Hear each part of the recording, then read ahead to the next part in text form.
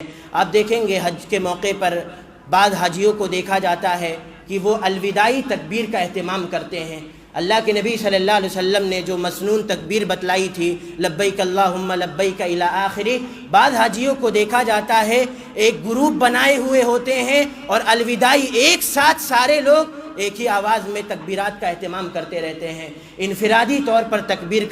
کہنا ہی مسنون ہے۔ اگر کچھ حاجیوں کو دیکھیں آپ فوراً روکیں، اس وجہ سے کہ علامہ ابن عثیمین رحمہ اللہ نے ذکر کیا کہ الوداعی تکبیر کہنا حج کے موقع پر اور اسی طرح دیگر مواقع پر جو ذکر کیا گیا ہے اور ذکر کیا جاتا ہے، البتہ حج کے موقع پر الوداعی تکبیر کہنا یہ بدعت و خرافات میں سے ہے، ایک حاجی کو اس سے بچنا چاہیے۔ اسی طرح آپ دیکھیں گے بعض حاجیوں کو دیکھا جاتا ہے، چاہے وہ حج کے موقع پر پہنچ گئے ہوں جلدی، یا یہ کہ حج کے بعد دیکھا جاتا ہے کہ وہ عمرہ کرتے ہیں، اس کے بعد مسجد عائشہ سے لگاتار عمرہ کرتے رہتے ہیں احرام باندھ کر کے۔ دلیل کیا ہوتی ہے؟ اما عائشہ صدیقہ رضی اللہ عنہا کی وہ روایت۔ علامہ ابن عثیمین رحمہ اللہ نے ذکر کیا کہ اس طرح کا عمرہ کرنا کہ ایک انسان دوبارہ جا کر کے مقام تنعیم پر یا مسجد عائشہ جائے اور دوبارہ احرام باندھ کر کے وہ عمرہ کرے، ایسا عمرہ کرنا اللہ رب العالمین کی نگاہ میں بدعت ہے۔ اللہ کے نبی صلی اللہ علیہ وسلم اپنی زندگی سے رخصت ہوتے ہوتے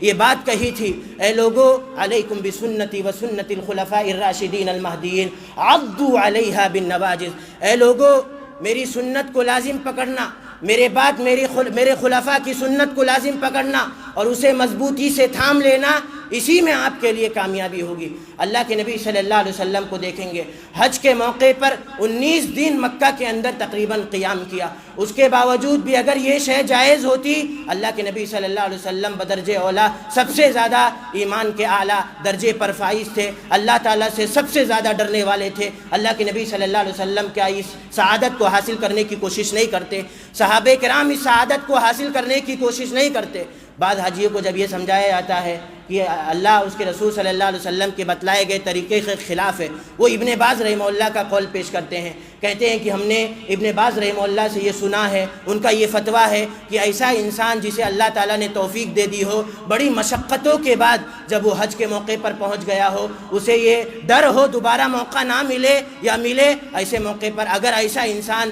دوسری مرتبہ تیسری مرتبہ یا کئی مرتبہ مقام تنعیم سے عمرہ کر لے، اس کے لیے جائز ہے۔ میرے بھائیوں، ہم اپنی نسبت اہل حدیث جماعت کی جانب کرتے ہیں، ہم ایسے لوگوں کے قول کو قبول کریں گے جو اللہ اس کے رسول صلی اللہ علیہ وسلم کی دلیلوں سے بات کرے۔ اللہ کے نبی صلی اللہ علیہ وسلم نے طرۂ امتیاز صحابہ کرام رضوان اللہ علیہم اجمعین کو بنایا تھا، کہا کہ ساری کی ساری جماعتیں جہنم میں جائیں گی، کامیاب نہیں ہوگی، صرف ایک جماعت کامیاب ہوگی۔ اللہ کے نبی صلی اللہ علیہ وسلم نے فرمایا تھا ما انا علیہ واصحابی، جس جماعت کا یہ امتیاز ہوگا کہ وہ ہر شعبے میں میرے طریقے کو لازم پکڑے ہوئے ہوگی اور میرے صحابہ کرام رضوان اللہ علیہ مجمعین کے طریقے کو لازم پکڑے ہوئے ہوگی۔ پیارے نبی صلی اللہ علیہ وسلم کے سے ایک بھی عمل ہے آپ بتلا دیں کہ اللہ کے نبی صلی اللہ علیہ وسلم نے ایسا کیا ہو، صحابہ کرام کی زندگیوں میں سے ایک بھی عمل آپ بتلا دیں کہ کسی صحابی نے ایسا کیا ہو، آپ دلیل لانے سے قاصر رہیں گے، اور ایسی اشیاء ہی کو بدعت کہا جاتا ہے جس کا ثبوت قرآن مجید سے نہ ہو، اللہ کے نبی صلی اللہ علیہ وسلم کی سنتوں سے نہ ہو، اللہ کے نبی صلی اللہ علیہ وسلم کے صحابہ کرام کی زندگیوں میں وہ عمل نہ ملتا ہو، ایسی ہی چیزوں کو بدعت کہا جاتا ہے۔ اور بدعت کی سب سے اقل سزا یہی ہے جو ہر خطبے میں پیارے نبی صلی اللہ علیہ وسلم پیش کیا کرتے تھے کہ بدعت یہ گمراہی کی طرف لے جاتی ہے اور ہر گمراہی یہ جہنم کی طرف لے جاتی ہے۔ اما عائشہ صدیقہ رضی اللہ عنہا کا وہ قصہ کیا ہے؟ اللہ کے نبی صلی اللہ علیہ وسلم کے ساتھ وہ حج کرنے کے لیے آتی ہیں، حج کے موقع پر اللہ کے نبی صلی اللہ علیہ وسلم کی جو بیوی تھی اما عائشہ صدیقہ رضی اللہ عنہا، انہیں حیض آ جاتا ہے۔ اللہ کے نبی صلی اللہ علیہ وسلم کہتے ہیں عمرہ کا احرام نکال دو، اپنے سر پر کنگھی کر لو اور حج کا احرام پہن لو۔ جب یہ حج سے فارغ ہو جاتی ہیں، حیض ختم ہو جاتا ہے، اللہ کے نبی صلی اللہ علیہ وسلم حضرت عبد الرحمن بن ابو بکر جو ان کے سگے بھائی تھے ان کے ساتھ بھیجا اور کہا تمہارا عمرہ باقی رہ گیا تھا، آپ جاؤ مقام تنعیم سے اپنے بھائی کے ساتھ عمرہ کا احرام باندھ کر کے عمرہ کر لو۔ اسی بنیاد پر علامہ ابن عثیمین ذکر کرتے ہیں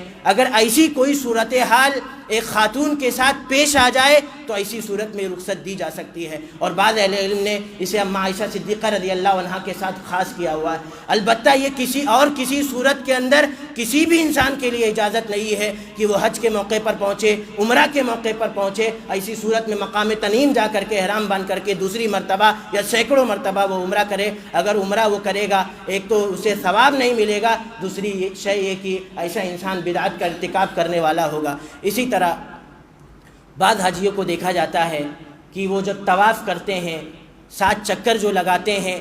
ہر طواف کے اندر، ہر شوط کے اندر جسے چکر کہتے ہیں، ہر چکر کے اندر الگ الگ مخصوص دعائیں پڑھتے ہیں، جبکہ الگ الگ مخصوص دعاؤں کو پڑھنا ہر شوط کے اندر، ہر چکر کے اندر، علامہ ابن عثیمین رحمہ اللہ اسے بدعات کے اندر ذکر کرتے ہیں۔ اسی وجہ سے اللہ کے نبی صلی اللہ علیہ وسلم اور دیگر سلف سے یہ ملے گا کہ وہ ربنا آتنا فی الدنیا اس طرح کی دعائیں، عام دعائیں پڑھا کرتے تھے۔ اس کا یہ مطلب نہیں کہ آپ ہر شوط کے لیے ایک دعا کو خاص کریں، وہ بھی بغیر دلیل کے۔ میرے بھائیو، حج یہ عبادت ہے، اس کا ہر عمل عبادت ہے، اور عبادت اسی وقت قبول ہوگی جب وہ اللہ کے نبی صلی اللہ علیہ وسلم کے بتلائے گئے طریقے کے مطابق ہوگی۔ اسی طرح بعض حجیوں کو دیکھا جاتا ہے کہ جب وہ حجر اسود کے پاس پہنچتے ہیں، جو بوسہ دیتے ہیں، اسے چھوتے ہیں، وہ برکت کی نیت سے چھوا کرتے ہیں۔ اہل علم لکھتے ہیں کہ 90% حاجیوں کا یہی حال ہوتا ہے، وہ برکت کی نیت سے حجر اسود کو بوسہ دیتے ہیں۔ حضرت عمر رضی اللہ عنہ کا یہ قول ایسے سارے عازمین حج کو یاد رکھنا چاہیے۔ انہوں نے ایک موقع پر حجر اسود کو مخاطب کر کے کہا تھا کہ اے حجر، میں جانتا ہوں کہ تیری حیثیت ایک پتھر کے علاوہ کچھ نہیں ہے، لا تضر ولا تنفع، تو نہ تو نقصان دے سکتا ہے نہ فائدہ پہنچا سکتا ہے۔ ولولا، اور اگر اللہ کے نبی صلی اللہ علیہ وسلم کو میں نہ دیکھا ہوتا کہ اللہ کے نبی صلی اللہ علیہ وسلم تجھے بوسہ دے رہے ہیں، ما قبلتک، اپنی پوری زندگی میں تجھے بوسہ نہیں دیتا۔ حجر اسود کو جو ہم چھوتے ہیں یا یہ کہ دور سے اشارہ کرتے ہیں، بوسہ دیتے ہیں، برکت کی نیت سے نہیں، صرف اس بنیاد پر کہ اللہ کے نبی صلی اللہ علیہ وسلم کا یہ بتلایا گیا طریقہ ہے، پیارے نبی صلی اللہ علیہ وسلم کا یہ ایک عمل ہے، اس بنیاد پر ہم حج کے موقع پر ایسا کرتے ہیں۔ اسی طرح بعض حاجیوں کو آپ دیکھیں گے کہ وہ اپنے کفن کو اپنے ساتھ حج کے موقع پر لے جاتے ہیں، اور اسی طرح زمزم کے پانی سے اسے دھل لیتے ہیں برکت کی نیت سے، اور اپنے گھر والوں کو یہ وصیت کرتے ہیں کہ جب میں مر جاؤں تو اسی زمزم سے دھلے ہوئے کفن کے اندر مجھے کفن دینا۔ میرے بھائیوں، اگر یہ کوئی برکت والا عمل ہوتا، زمزم کی جو بھی فضیلتیں ہیں اس سے کسی بھی مسلمان کو انکار نہیں ہے، لیکن آپ کا یہ عمل ایسا عمل ہے جو اللہ کے نبی صلی اللہ علیہ وسلم کا طریقہ نہیں تھا، پیارے نبی صلی اللہ علیہ وسلم کے صحابہ کے طریقوں میں سے نہیں تھا، لہذا اس سے بچنا چاہیے، آپ کا یہ عمل بدعت میں شمار ہوگا۔ اسی طرح آخری شے یہ کہ بعض حاجیوں کو آپ دیکھیں گے اللہ کے نبی صلی اللہ علیہ وسلم کی قبر کے پاس پہنچتے ہیں تو قبر کی طرف رک کر کے اللہ رب العالمین سے دعائیں مانگتے ہیں۔ اللہ کے نبی صلی اللہ علیہ وسلم نے اپنی آخری زندگی میں اس شے کا اظہار کیا تھا کہ اے لوگوں، پچھلی امتیں ہلاک ہوئی تھیں، انبیاء کے قبروں کو سجدہ گاہ بنانے کی بنیاد پر، انبیاء کے قبروں کو سجدہ گاہ بنانے کی بنیاد پر پچھلی امتیں ہلاک ہوئی ہیں، اور مجھے بھی اس بات کا ڈر ہے، ایک انسان اللہ کے نبی صلی اللہ علیہ وسلم کی قبر کی طرف رک کر کے دعا کرتا ہے کس نیت سے؟ کہ اللہ کے نبی صلی اللہ علیہ وسلم اس دعاؤں کو قبول کریں گے؟ اللہ کے نبی صلی اللہ علیہ وسلم اگر یہ دعائیں قبول کریں گے، کسی کا یہ عقیدہ ہو، اس کا عقیدہ شرکی عقیدہ ہے، کفری عقیدہ ہے، کس بنیاد پر آپ اللہ کے نبی صلی اللہ علیہ وسلم کے قبر کے سامنے اس کی طرف، اللہ کے نبی صلی اللہ علیہ وسلم کے قبر کی طرف رک کر کے آپ دعائیں مانگتے ہیں؟ اسی طرح بعض حاجیوں کو دیکھیں گے کہ زیارت کرنا صرف 3 مساجد کے لیے اللہ تعالیٰ نے مسنون قرار دیا ہے، ایک مسجد حرام ہے، ایک مسجد نبوی ہے، اور مسجد اقصیٰ۔ ان 3 مساجد کے علاوہ کسی اور مسجد کی طرف زیارت کی غرض سے جانا، آپ کا یہ چلنا بدعت میں شمار ہوگا۔ بعض احباب کو آپ دیکھیں گے اللہ کے نبی صلی اللہ علیہ وسلم کے قبر کی طرف جاتے ہیں نیت کر کے، زیارت کرنے کے مقصود سے، برکت کی نیت سے۔ اسی طرح گنبد خضرا کی طرف جاتے ہیں یہ نیت کرتے ہوئے کہ اللہ رب العالمین اس پر ثواب دے گا۔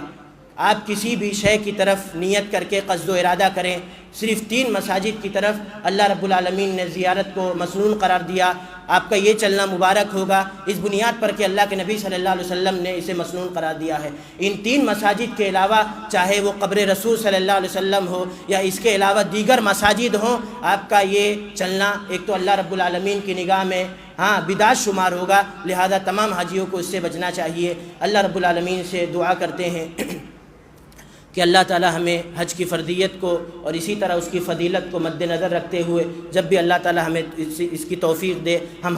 حج کرنے کے لیے سب سے آگے رہیں۔ اللہ رب العالمین ہمیں اس کی توفیق عنایت فرما۔ رب العالمین جب تک ہمیں دنیا میں زندہ رکھ، کتاب و سنت پر گامزن رکھ، بدعات و خرافات سے ہمیشہ ہماری حفاظت فرما۔ آمین و صلی اللہ علی نبینا محمد وعلی آلہ وصحبہ وسلم۔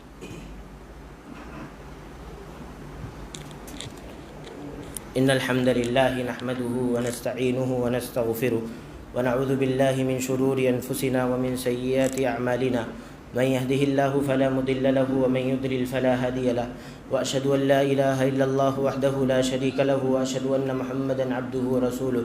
ان الله وملائكته يصلون على النبي يا ايها الذين امنوا صلوا عليه وسلموا تسليما اللهم صل على محمد وعلى ال محمد كما صليت على ابراهيم وعلى ال ابراهيم انك حميد مجيد اللهم بارك على محمد وعلى ال محمد كما باركت على ابراهيم